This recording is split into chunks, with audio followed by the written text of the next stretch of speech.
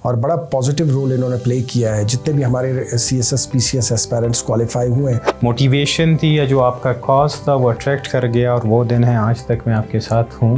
मेरा विजन जो 14 साल पहले था अल्हम्दुलिल्लाह कि बलूचिस्तान में कम्पिटिटिव एग्जामिनेशन को हम फ़रोग़ दें कि सोशियोलॉजी का लिंक जो है वो करंट अफेयर में भी, इंग्लिश एसे एंड कॉम्पोजिशन में भी, और जो है रेफरेंस देने के लिए बहुत इंपॉर्टेंट है। कम्पिटिटिव एग्जामिनेशन की जो सोशियोलॉजी है वो और यूनिवर्सिटी लेवल की जो सोशियोलॉजी है उसमें फ़र्क क्या है। पेपर्स में इन्हीं सोशल डेवलपमेंट्स के साथ आपने सोशियोलॉजी की थ्योरी को लिंक करना होता है। हालांकि हमारे यहाँ एक मिथ होती है कि जी सोशियोलॉजी का सब्जेक्ट अगर यूनिवर्सिटी का प्रोफेसर पढ़ाएगा या कोई सब्जेक्ट स्पेशलिस्ट पढ़ाएगा तो वो उससे बेहतर कोई ब्यूरोक्रेट पढ़ाए। मेरे नज़र में CSS की निस्बत सोशियोलॉजी PCS में ज़्यादा ईजी है। तो आपका क्या ओपिनियन है कि सोशियोलॉजी और उसके टॉपिक्स का एसे के पेपर में क्या रोल हो सकता है, इसमें अगर आप अपनी एक्सपर्ट ओपिनियन दें। तो आपको पता है कि ये वाले एसेज, इस टाइप के एसेज और एग्जामिनेशन जो कंबाइंड कम्पिटिटिव एग्जामिनेशन है जिसमें और भी सब एग्ज़ाम्स होते हैं, जैसे तहसीलदार का है। बिस्मिल्लाहिर्रहमानिर्रहीम। जैसे कि आप सारे जानते हैं मेरा नाम अदनान जसकानी है और आज हम बहुत ही इंपॉर्टेंट एक स्पेशल प्रोग्राम के साथ आप सबकी खिदमत में हाज़िर हुए हैं। और ये स्पेशल प्रोग्राम है आज हमारा सोशियोलॉजी और सोशल वर्क के हवाले से। बेसिकली ये दो सब्जेक्ट्स हैं जो कि बहुत ही इंपॉर्टेंट रोल प्ले करते हैं। सोशियोलॉजी CSS और PCS जो एग्ज़ाम है कम्पिटिटिव एग्जामिनेशन, इसके हवाले से बहुत ही अहम सब्जेक्ट है। और इसके साथ सोशल वर्क जो PCS के एग्ज़ाम के हवाले से बड़ा अहम सब्जेक्ट है। तो इसके हवाले से हम एक तो इस पे बहुत डिस्कशन करेंगे और इसके इम्पॉर्टेंट जो है नुकात पर डिस्कशन करेंगे और कम्पिटिटिव एग्जामिनेशन में इसकी इम्पॉर्टेंस क्या है इन सब्जेक्ट्स की, और इन सब्जेक्ट्स को कैसे हमारे एस्पायरेंट्स जो है बेहतर तरीके से तैयार कर सकते हैं। क्योंकि हम CSS PCS की अनफाल एकेडमी जो है वो CSS PCS की तैयारी जो है पिछले जो है 14 सालों से करवा रही है और हमें बेहतरीन अवार्ड्स और रिकग्निशंस मिली हैं। और ये तमाम रिसोर्स पर्सन और जितने भी यहाँ के लोग हैं ये सब उनकी कंट्रीब्यूशन है, इसमें शामिल है।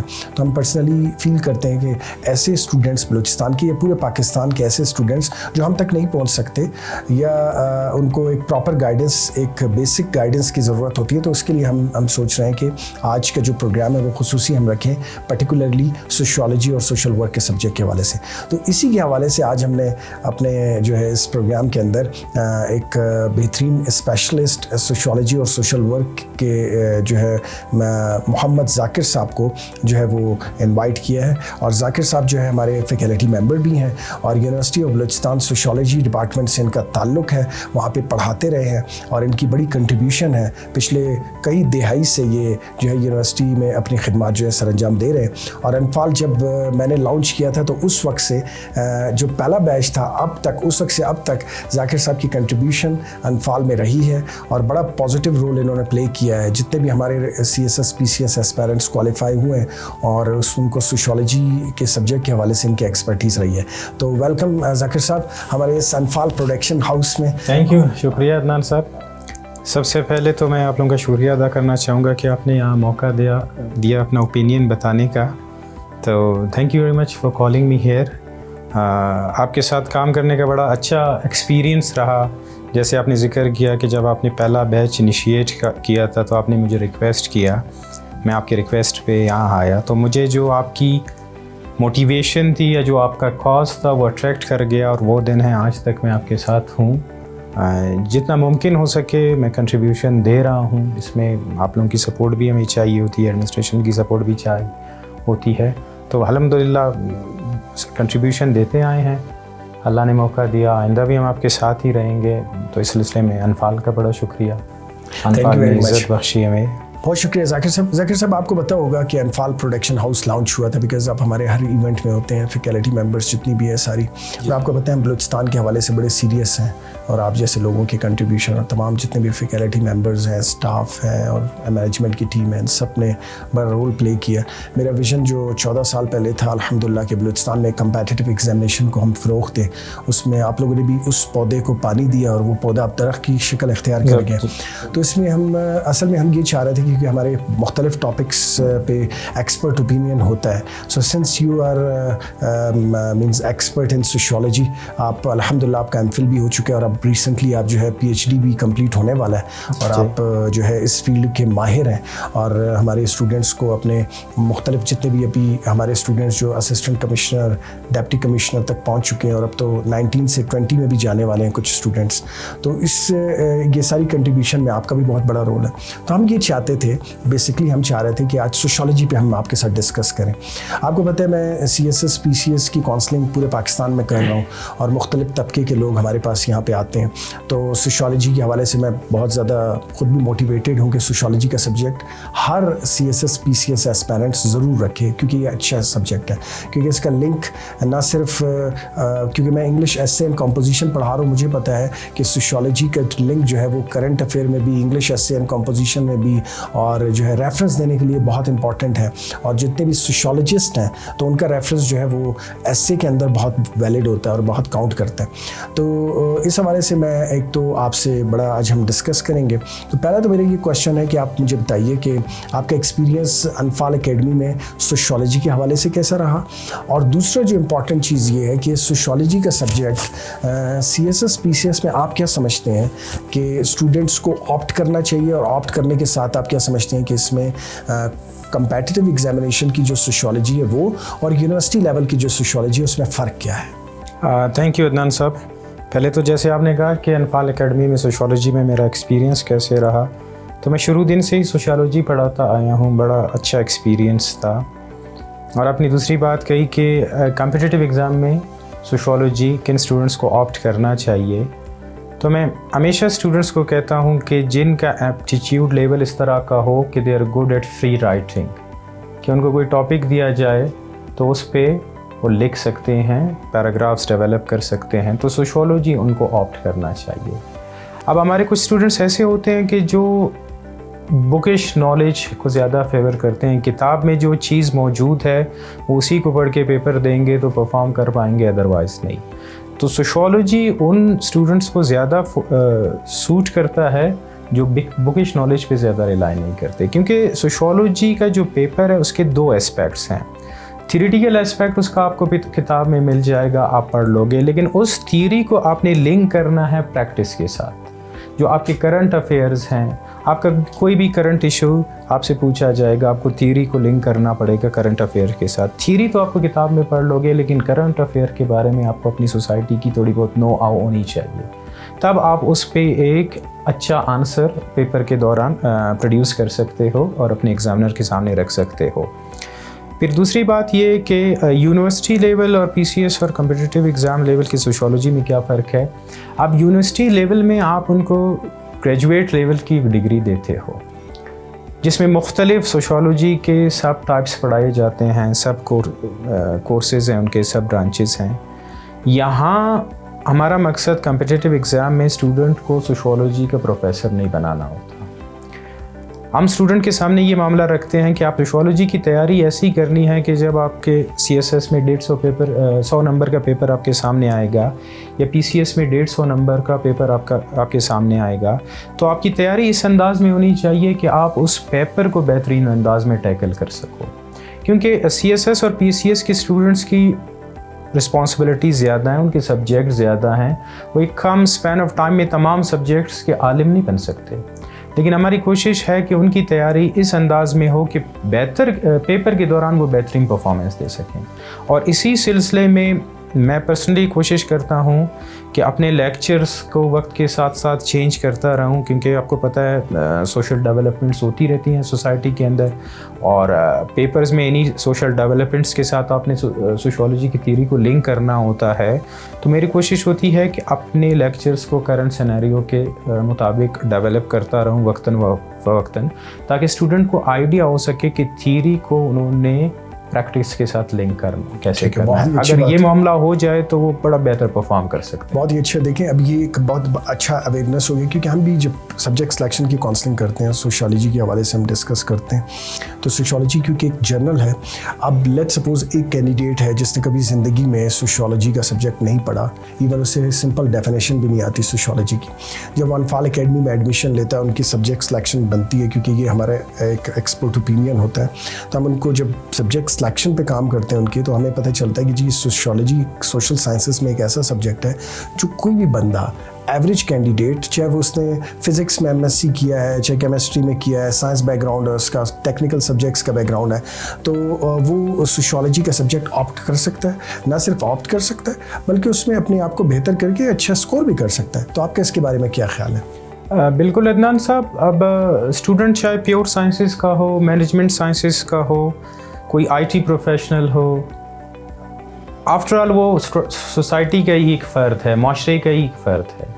माशरे के बारे में उसकी नो आव होगी, माशरे को वो जानता ज़रूर है। सोशियोलॉजी सिर्फ उस माशरे के बारे में उसकी समझ को ज़रा ज़्यादा पॉलिश करता है। तो मैं समझता हूँ कि नए स्टूडेंट्स को भी सोशियोलॉजी को समझने में दिक्कत नहीं होती।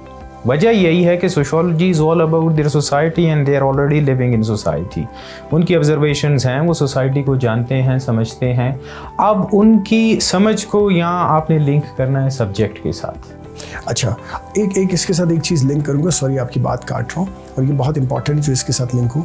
सोशियोलॉजी के बारे में लोगों को एक मिथ भी है दो तरह की। एक तो ये कि जी इसकी थ्योरीज बहुत टफ होती हैं, कि एक नया एस्पेरेंट है जो आया है जिसका सोशल साइंसेस या प्योर साइंसेस से उसका ताल्लुक है किसी भी और सब्जेक्ट से, तो उसको बहुत मुश्किल ये सब्जेक्ट इस वजह से भी लगता है PCS और CSS में कि उसको थ्योरीज़ के हवाले से ज़रा थोड़ा सा करना पड़ता है। तो इस पर भी आप थोड़ी सी अपनी रोशनी डाल दें। अदनान साहब, सोशियोलॉजी का जो पेपर होता है वो 4 हिस्सों पे मुश्तमिल है। उसका एक हिस्सा होता है जिसमें आपसे सोशियोलॉजी के जर्नल कॉन्सेप्ट्स पूछे जा सकते हैं, कल्चर के बारे में, सोसाइटी के बारे में, इंस्टीट्यूशंस के बारे में, उनकी परफॉर्मेंस के बारे में, या आपका जो सोशल फैब्रिक है, सोशल स्ट्रक्चर है, उसके बारे में। दूसरे हिस्से में आपसे थीरीज से सवाल पूछे जाते हैं। अब थीरीज में मुख्तलिफ थीरिस्ट्स हैं जिन्होंने अपनी कंट्रीब्यूशन दी है। मैं समझता हूँ थीरीज़ में मुश्किल नहीं है। हाँ, स्टूडेंट को इसमें मुश्किल आ सकती है कि वो थीरी को रिलेट करे अपने करंट सिनेरियो के साथ, वहाँ उनको मुश्किल का सामना करना पड़ सकता है। इसीलिए मैंने अर्ज़ की कि हम क्लास में उनको इस अंदाज़ में ट्रेन करते हैं कि वो अपनी वो एहलियत डेवलप कर सकें जिसके तहत वो सोशियोलॉजी के एक थीरी को लिंक कर सकें अपने करंट सिनेरियो के साथ। तो जहाँ तक बात है लो स्कोरिंग की, तो लो स्कोरिंग शायद उनके लिए हो जो बुकिंग एप्टीट्यूड रखते हों, या अगर मैं बहुत ज़्यादा ऑनेस्ट होके बोलूं, जिनको एग्जिजरेशन करना नहीं आती, चीज़ों को एग्जिजरेट नहीं कर पाते, अपने अंदाज में उनको एक्सप्लेन नहीं कर पाते, उनकी तशरीह नहीं कर पाते, उनको मसला होता है। अब एक स्टूडेंट है जिसका एटीट्यूड ये है कि जी वो 2 + 2 4 ही करेगा, आगे पीछे नहीं कर सकता, तो सोशियोलॉजी में उसको मुश्किल होगी। अब एक स्टूडेंट ऐसा है कि वो किसी भी टॉपिक पे अपने आइडियाज़ को एक्सप्लेन करके, उस टॉपिक से रिलेट करके उस पर बोल सकता है, तो ऐसे स्टूडेंट्स को ज़्यादा आसानी होती है सोशियोलॉजी को टैकल करने की। अच्छा, मैं as a CEO Anfal academy, मेरी हमेशा से ये कोशिश रही है कि मैं स्पेशलिस्ट लोगों को लाऊं, मतलब मैं स्पेशलिस्ट पे बिलीव करता हूँ। हालांकि हमारे यहाँ एक मिथ होती है कि जी सोशियोलॉजी का सब्जेक्ट अगर यूनिवर्सिटी का प्रोफेसर पढ़ाएगा या कोई सब्जेक्ट स्पेशलिस्ट पढ़ाएगा तो वो उससे बेहतर कोई ब्यूरोक्रेट पढ़ाए। तो हमारे यहाँ एक बड़ा ये रुझान रहा है लोगों का कि वो ये समझते हैं कि जो एक ब्यूरोक्रेट है या एक हमारा स्टूडेंट है जो कि अभी CSS PCS कर चुका है और उसने सोशियोलॉजी सतही तौर पर पढ़ी है और वो एग्ज़ाम पॉइंट ऑफ व्यू से सिर्फ उसने पढ़ी है, तो वो ये समझते हैं कि जी वो आप जैसे एक्सपीरियंस लोग जो कि यूनिवर्सिटी में इतना अरसे से पढ़ा चुके हैं उनकी निस्बत वो बेहतर पढ़ा लेंगे। लोगों की ये मिथ है, तो आप इस मिथ को कैसे डिफेंड करेंगे? आप क्या समझते हैं कि ये मिथ जो है ये इसको कैसे लोग दूर करें इस चीज़ को? देखिए अदनान साहब, जहाँ तक बात है एक्सपीरियंस की, मैं सिर्फ अपनी बात नहीं करूँगा। जिस भी सब्जेक्ट का जितना एक्सपीरियंस बंदा होगा उस सब्जेक्ट के बारे में उसकी अंडरस्टैंडिंग, उसका एक्सपोजर वक्त के साथ साथ बढ़ता जाएगा, और जितना आपका एक्सपोजर या जितनी आपकी अंडरस्टैंडिंग बढ़ेगी आप अपने स्टूडेंट को ज़्यादा फैसिलिटेट कर सकोगे। अब अगर आप स्टूडेंट को सिर्फ सरफेस नॉलेज देते हो, सतही नॉलेज देते हो, तो वो उसको ज़्यादा सपोर्टिव नहीं होता। एक एक्सपीरियंस्ड बंदा ज़्यादा डिटेल में अपने स्टूडेंट को नॉलेज दे सकता है, ज़्यादा डिटेल में अपने स्टूडेंट को इस अंदाज में तैयार कर सकता है कि किसी भी टॉपिक में किसी भी हवाले से सवाल पूछा जाए तो उसको कवर कर सके। अब किसी ने खुद एक सतही सी उसकी तैयारी की है, वो समझता है कि सोशियोलॉजी तो जी बड़ी आसान चीज़ है, मुश्किल नहीं है उसमें और मैं पढ़ा लूँगा, ठीक है, वो उसका अपना पर्सनल ओपिनियन है, लेकिन मैं समझता हूँ ना सिर्फ सोशियोलॉजी बल्कि तमाम सब्जेक्ट में जो उसका स्पेशलिस्ट होता है उसकी परफॉर्मेंस, उसका एक्सपीरियंस बहुत ज़्यादा बेहतर होता है एक ऐसे शख्स की निस्बत जिसने कुछ दिन सब्जेक्ट पढ़ा हो और आके वहाँ पढ़ाने लग जाए। ज़ाकिर साहब, क्योंकि हमें बड़े इम्पॉर्टेंट चीज़ ये होती है कि जो CSS के पेपर्स होते हैं सोशियोलॉजी के हवाले से, सोशियोलॉजी का जो कोर्स कंटेंट है CSS का, वो जो कोर्स है, जो पेपर आते हैं वो प्रैक्टिकल सोशियोलॉजी होती है और उसको प्रैक्टिकल सोसाइटी के साथ लिंक किया जाता है। जैसे सोशल, क्योंकि मैं इंग्लिश एसे एंड कंपोजिशन करवाता हूँ तो इस वजह से मेरा आपके साथ भी बड़ा लिंक रहता है और जितने भी तमाम सब्जेक्ट्स हैं उनके स्पेशलिस्ट लोगों के साथ मेरा बड़ा लिंक रहता है और हम उनके साथ डिस्कस करते हैं हर टॉपिक पे कि एकेडमी में किस तरह से करवाया जाए। क्योंकि मैं आपको पता है कि FPSC और BPSC की एनुअल रिपोर्ट पढ़ता हूँ और वो बहुत डिटेल में हम पढ़ते हैं कि कौन से स्टूडेंट्स कामयाब हुए और कितने मार्क्स मिले क्या, तो वो मैं आपके साथ शेयर भी करता हूँ, आप और तमाम रिसोर्स पर्सन्स के साथ। प्रैक्टिकल सोशियोलॉजी जो है उसके लिए थ्योरी का होना भी बहुत ज़रूरी है। तो हम जब यहाँ पे अनफाल एकेडमी में जब आप पढ़ाते हैं तो आप थोड़ा सा ये बताएं कि आप कैसे इसको कवर करवाते हैं इनसाइड द क्लास ऑफ अनफाल एकेडमी, कि हमारे पास स्टूडेंट जो आते हैं कुछ का बैकग्राउंड होता है, कुछ का बैकग्राउंड नहीं होता, मेल भी होते हैं, फीमेल भी होते हैं, मतलब हर तरह का बैलेंस हमारे पास मौजूद है। तो ये जब थ्योरी पढ़ते हैं तो थ्योरी के साथ जब पास पेपर्स वो देखते हैं तो उनको एक बहुत बड़ा मुश्किल नज़र आता है सब्जेक्ट, तो उनका ऐसा महसूस होता है कि ये सब्जेक्ट बहुत मुश्किल है। तो इसके बारे में आप क्या समझते हैं कि स्टूडेंट्स को आप कैसे तैयार करते हैं अनफाल एकेडमी में? अदनान साहब, जहाँ तक मेरी स्ट्रेटजी है तो मैं अपने लेक्चर के मुख्तलिफ हिस्से रखता हूँ। अब बिलफर्ज पहले लेक्चर में मैं एक जर्नल से एक्सप्लेनेशन देता हूँ टॉपिक की, फिर सेकंड हिस्से में उस टॉपिक से रिलेटेड जो बुक्स में एक्सपर्ट्स का ओपिनियन है वो स्टूडेंट के सामने रखता हूँ, फिर उसको लिंक करता हूँ करंट सिचुएशंस के साथ, ताकि स्टूडेंट सिर्फ बुक तक महदूद ना रहें बल्कि जो टॉपिक उन्होंने पढ़ा है, जो थ्योरी उन्होंने पढ़ी है, वो उसको रिलेट कर सकें करंट सिचुएशन के साथ भी।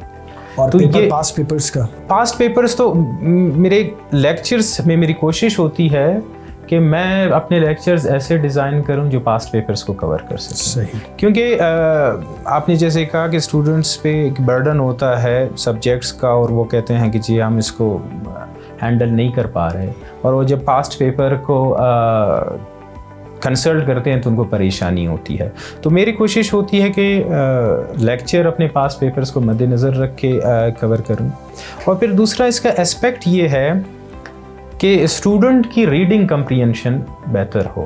अगर उसकी अंडरस्टैंडिंग अच्छी है, टॉपिक पे कमांड उसका होता है, चीज़ें उसको आती हैं, अब जो एग्जामिनर पूछ रहा है उसने एक ऐसे अंदाज में पूछा होता है कि स्टूडेंट उसको प्रॉपरली ग्रास्प नहीं कर पाता, समझ में उसके नहीं आता, तो उसे लगता है कि जी शायद ये बहुत मुश्किल चीज़ है। तो बाज़ औक़ात स्टूडेंट्स पास्ट पेपर लेके आते हैं, मैं उनके बताता हूँ ये हमने फ़लाँ लेक्चर्स में कवर किया है। जब मैं उसको सामने वो लेक्चर और उसका रेफरेंस लिंक बताता हूँ पास्ट पेपर्स के क्वेश्चंस के साथ, फिर उन्हें समझ में आता है जी सर ये तो हमें ऑलरेडी पता है। तो असल मसला कि वो क्वेश्चन को अंडरस्टैंड करें। मेरा हमेशा उनको एक मशवरा होता है कि क्वेश्चन पेपर को प्रॉपर्ली समझें, फिर आंसर्स देना शुरू करें। अच्छा, आप क्या समझते हैं, एक बड़ा इम्पॉर्टेंट है कि sociology subject as a CSS aspirant और सोशियोलॉजी को ऑप्ट करना एज ए PCS के, तो दोनों में फ़र्क क्या है, कोर्स कंटेंट में क्या फ़र्क है, और सोशियोलॉजी CSS में किस एंगल में है और PCS में किस एंगल में है? जहाँ तक कोर्स कंटेंट का ताल्लुक है तो बहुत बड़ा फ़र्क नहीं है उसमें, बहुत बड़ा फ़र्क नहीं है। हाँ ये है कि CSS में मैंने ऑब्ज़र्व किया है कि सोशियोलॉजी की प्रैक्टिकल इम्प्लिकेशन ज़्यादा पूछी जाती हैं और PCS में थ्योरेटिकल इम्प्लिकेशन, थीरीज़ और बुक से ज़्यादा रिलेटेड क्वेश्चंस पूछे जाते हैं।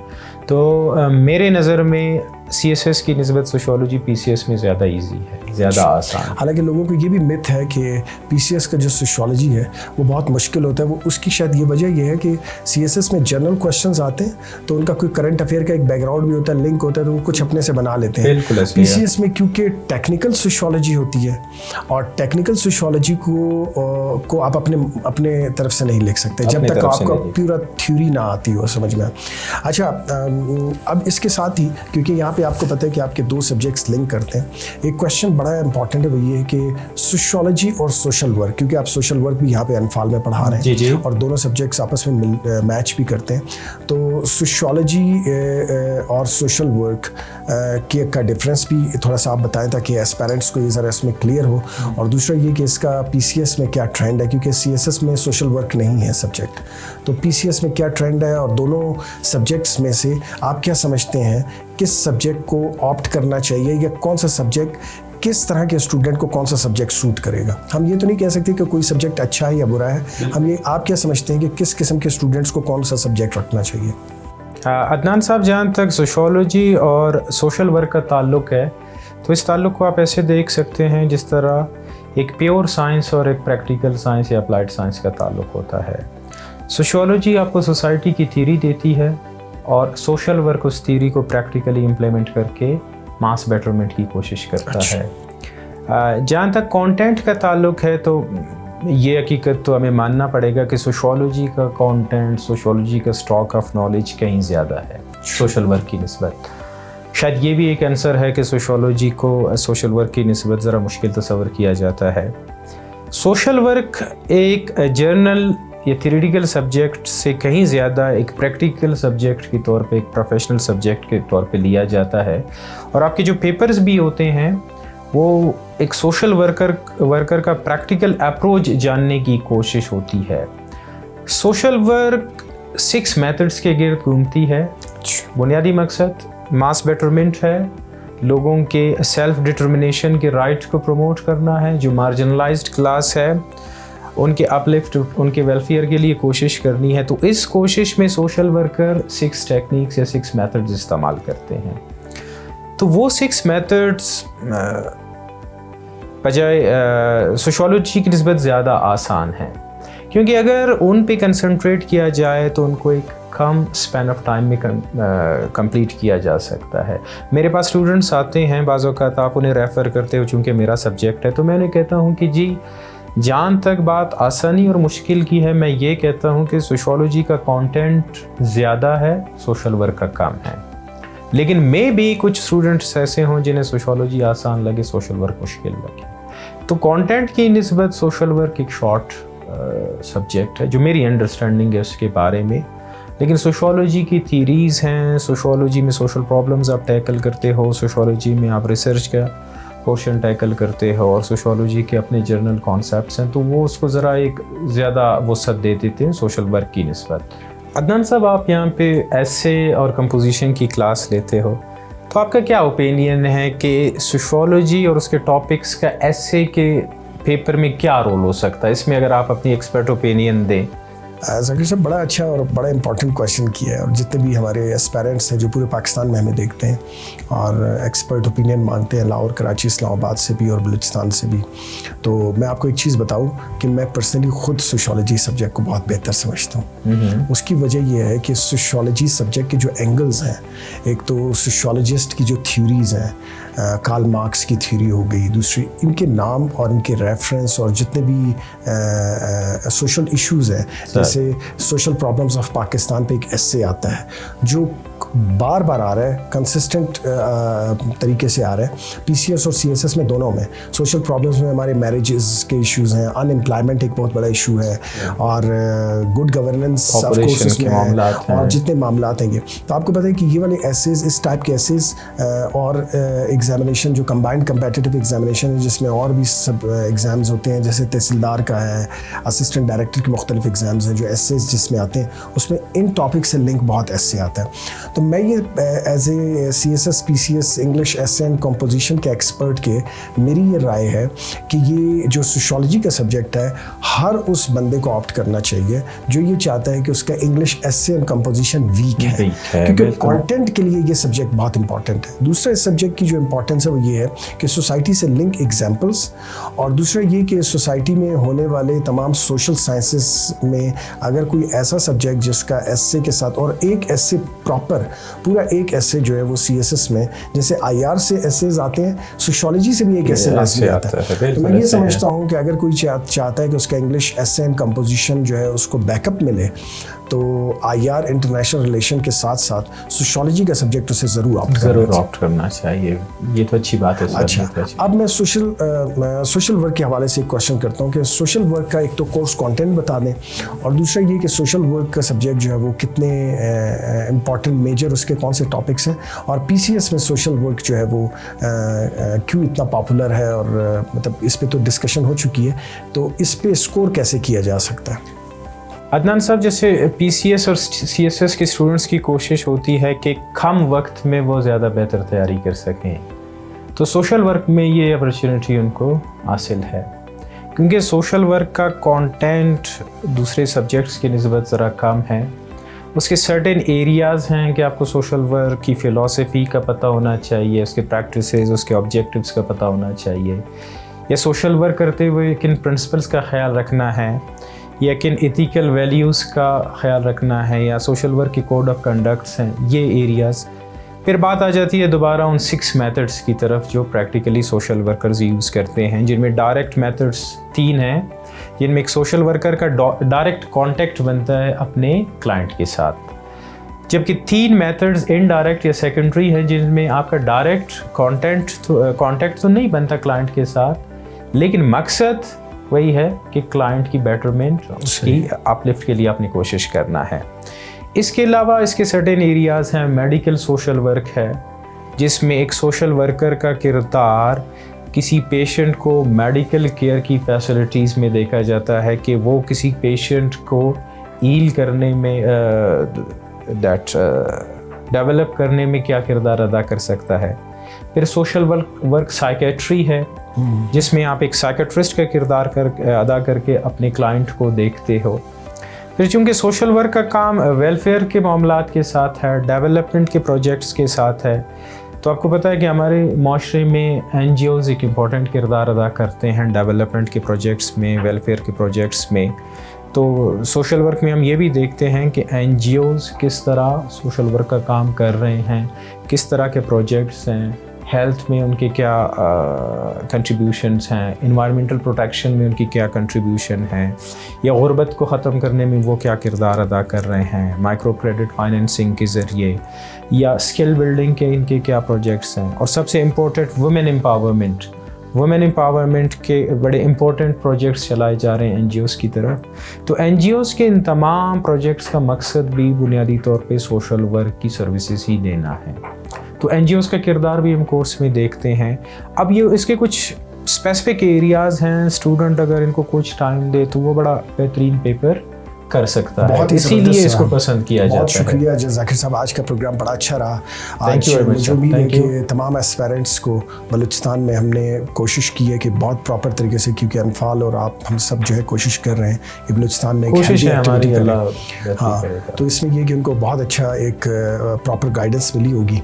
बाकी यहाँ पे डेफिनेटली हम पूरी कोशिश करते हैं, आप भी हम सब मिलकर, कि बलूचिस्तान में एक बेहतरीन प्लेटफॉर्म उनको मिले, और यहाँ पे बेहतर तरीके से वो जो है सोशियोलॉजी और सोशल वर्क को बेहतर तरीके से लेकर चले। Thank you very much. Thank you sir.